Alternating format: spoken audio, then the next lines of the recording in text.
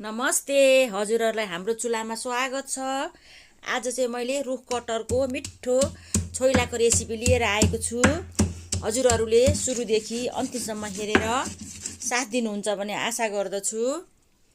अब हामीलाई बनाउनको लागि त सुरुमा त कटहरै चाहिन्छ।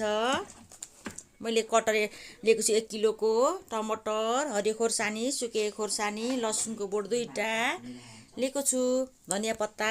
त्यसपछि मैले कटहर चाहिँ तासी ओरिकन लिएको छु, तर आधी मात्रै मैले चाहिँ छोइला बनाउन लागेको छु। अब कुकरमा पानी बसाउनु पर्छ, थोरै आधी कप। नुन पनि थोरै लगाउनु पर्छ, बेसार थोरै। अघि चाहिँ मैले काटिओरी पखालेर लिएको कटहर कुकरमा लगाउँदै छु उसिन्नको लागि।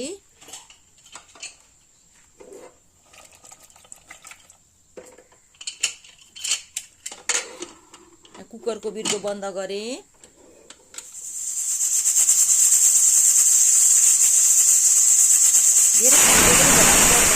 अब 1 सिटी लगाएँ। 1 सिटी लगाएर एकैछिन 2-3 मिनेट राखेर खोलेको मैले चाहिँ बिर्को।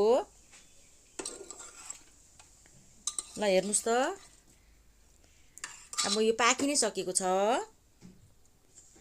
अब धेरै फ्यात्तै पनि बनाउनु हुँदैन, हामीले फेरि अझै पनि यसलाई पकाउनु पर्छ, भुट्नु पर्छ। यतिको भयो भने हुन्छ। अब पानी तर्याउनु पर्छ हामीले एउटा जालीमा राखेर।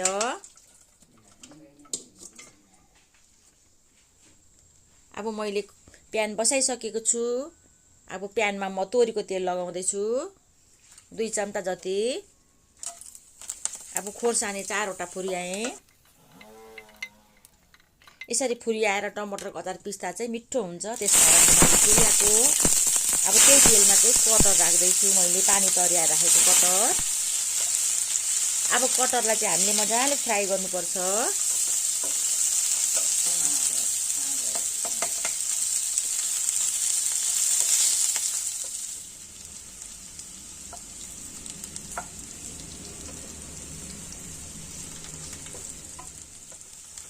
अहिले चाहिँ गर्मीको सिजनमा चाहिँ रुख कटहरको सिजन छ, त्यसकारणले हजुरहरुले पनि यसरी नै घरमा छोइला बनाएर खानुहोला।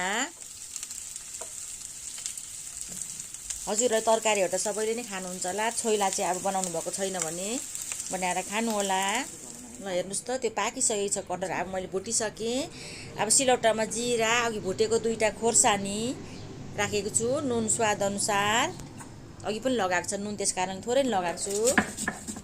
पुगेन भने भएर थप्नु मिल्छ। अब पिस्नुपर्छ मजाले।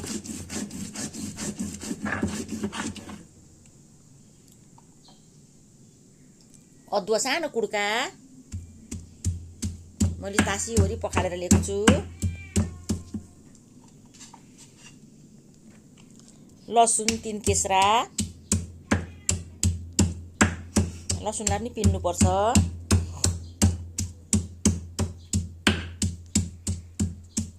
यसमा चाहिँ जिरा, यसरी अदुवा लसुन लगाएको मिठो हुन्छ, स्वादिलो हुन्छ।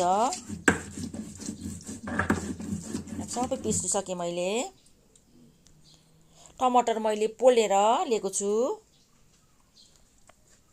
ल हेर्नुस् त, सबै बोक्रा निकाल्दैछु। पोलेको चाहिँ पोलेर बनाउँदा असाध्यै टेस्टी हुन्छ छोइलामा। मिक्सरमा भन्दा चाहिँ सिलौटामा पिसेको मिठो हुन्छ। सिलौटा छैन भने चाहिँ मिक्सरमा पिस्नु सक्नुहुन्छ। हातैले पनि टमाटरलाई मिच्नु सक्नुहुन्छ, बनाउनु सक्नुहुन्छ मिचेर। म चाहिँ यसरी सिलौटामा पिसेर बनाउँदैछु।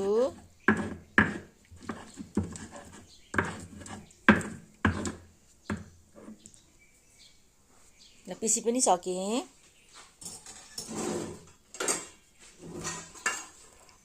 अब एउटा बोलमा उठाउँदैछु।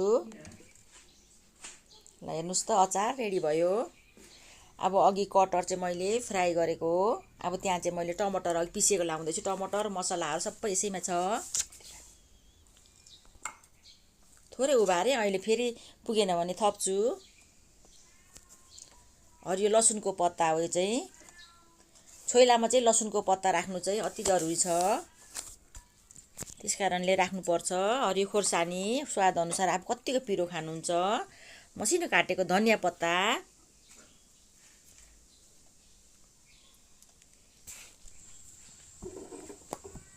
अब प्यान बसाइसकेँ मैले। अब तेलै राख्दैछु, तोरीको तेल झान्नको लागि। मेथी दाना आधी चम्चा।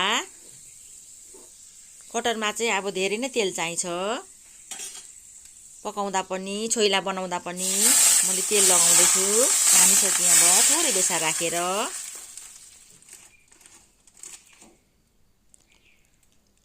कश्मिरी मिर्च थोरै लगाएको, आधी चम्चा। अब हातैले मजाले मुस्नुपर्छ, मिक्स गर्नुपर्छ सबैतिर मसलाहरू लाग्ने गरेर। कस्तो मजाको भएको छ ल, हेर्नुहोस् त।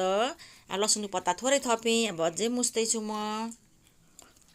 अब यो चाहिँ मासु नखानेहरूले पनि यसरी छोइला बनाएर खानुभयो भने असाध्यै मिठो हुन्छ। ल हेर्नुहोस् त, कस्तो राम्रो खाउँ खाउँ लाग्दो भएको छ। खाँदाखेरि असाध्यै मिठो भएको थियो। ल हेर्नुहोस् त, म हजुरहरूलाई सर्भ गरेर पनि देखाउँदैछु। हजुरहरूले खाना, पुलाउ, चिउरा जेसँग नि खान सक्नुहुन्छ।